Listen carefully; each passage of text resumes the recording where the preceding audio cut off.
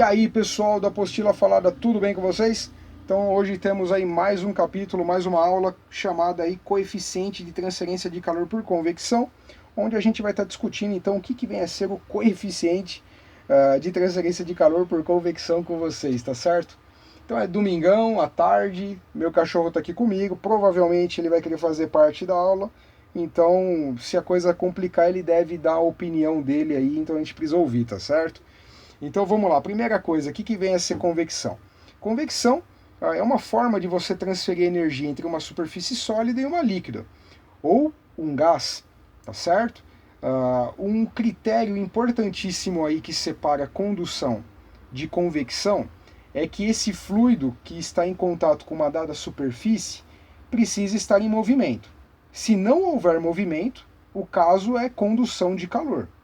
Se houver movimento, um fluxo ou laminar ou turbulento, seja qual for, então aí de fato a gente tem uma transferência de calor por convecção. Então o movimento do fluido é o critério para você definir se é convecção ou não.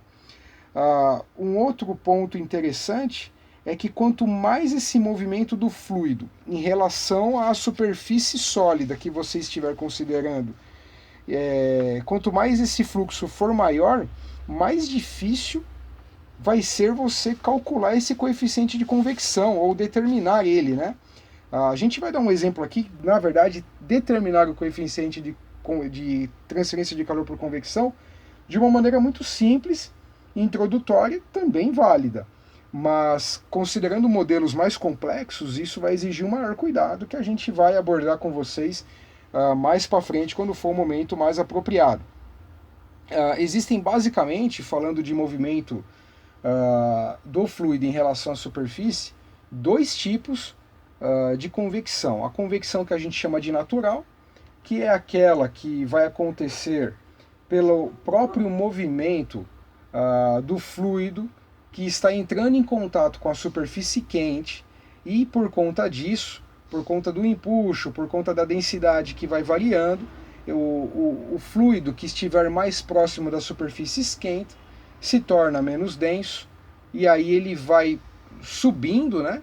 E aí o mais frio vai tomando o seu lugar e aí por conta disso acaba existindo um movimento contínuo e natural que a gente chama de convecção natural esse processo.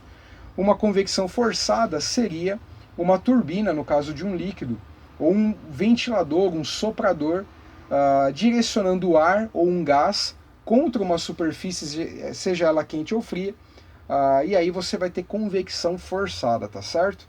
Então, basicamente, são esses os regimes que existem aí, só para a gente entender. Então, no nosso primeiro exemplo, a gente vai usar um caso muito típico e encontrado. A gente vai utilizar o quê? Um aquecedor, uma chapa quente, na verdade, né? Um aquecedor aqui de chapa quente. Ele vai estar ligado no 220. A gente vai ajustar a temperatura aqui para que consigamos aqui 120 graus Celsius na superfície. Então, nesse ponto de ajuste, a corrente medida consumida é de 1,2 amperes. A temperatura ambiente, onde essa chapa quente está, é de 22 graus. A área é 30 centímetros por 10 centímetros. É um dispositivo pequeno aqui, vamos dizer. Então, a gente pode calcular a área já passando os centímetros aqui para metros. A gente vai ter 0,03 metros quadrados de área, com uma temperatura de superfície de 120 graus Celsius, e a gente já pode calcular então quanto de potência está sendo fornecido para essa chapa quente. Então a gente vai utilizar aqui a potência que a gente extrai aqui dos dados elétricos, U vezes I, que é o 220 vezes 1,2, que deu 264 watts, 264 watts, é o que está sendo fornecido para essa chapa quente, para que ela seja mantida a 120 graus Celsius. Observe vocês que apesar de a gente ter desenhado aqui uma espessura, né, uma pequena espessura aqui, a gente vai considerar ela como sendo zero, né, aproximadamente zero. Por quê? Para que a gente possa desprezar essa área da nossa conta que nós fizemos aqui. Se essa altura fosse substancialmente importante, aí é um recordatório aí do Conan, do nosso cachorrinho aqui para vocês, tá? Então ele ficou empolgado aqui. Se essa espessura fosse muito importante, então você deveria somar todas essas áreas aqui, tá certo? Na área total. Como ela é irrelevante, então a gente vai estar desprezando e considerando só a área aqui da superfície superior. Então, como é que é a conta aqui para você considerar aí o calor transferido por convecção? É o H, que é o símbolo que a gente usa, a notação que nós utilizamos para convecção.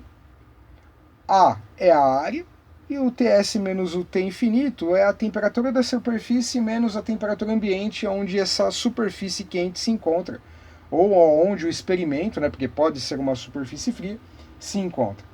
Então, um primeiro critério que a gente vai utilizar para hoje é que a gente vai estar ignorando a transferência de calor por radiação nesse primeiro experimento. Claro que a 120 graus existe uma componente já de transferência de calor por radiação, mas não é o caso momentâneo agora. Ela vai ser desprezível até, na verdade, nessa ordem de temperatura, apesar de não ser nula. Porém, a gente vai desprezar porque ainda a gente está avançando aí nos conteúdos para próximas aulas a gente abordar esse assunto de maneira melhor. Então, para esse primeiro momento, qual que vai ser o nosso desafio? Nosso desafio vai ser determinar o H do nosso experimento, tá certo? Então vamos lá. A gente já tem, pessoal, isolando o H, a gente vai ficar com essa expressão, tá certo? É o que nós vamos ter. E aí nós temos então que o calor de convecção é a própria potência consumida pelo aquecedor, porque aonde essa potência está sendo dissipada? Na superfície quente. A energia elétrica está sendo convertida inteiramente em calor na chapa quente. Então ela é aqui o nosso Q de convecção. A área é a área que nós calculamos anteriormente. O Ts é a temperatura da superfície já dada, que é os 120 graus.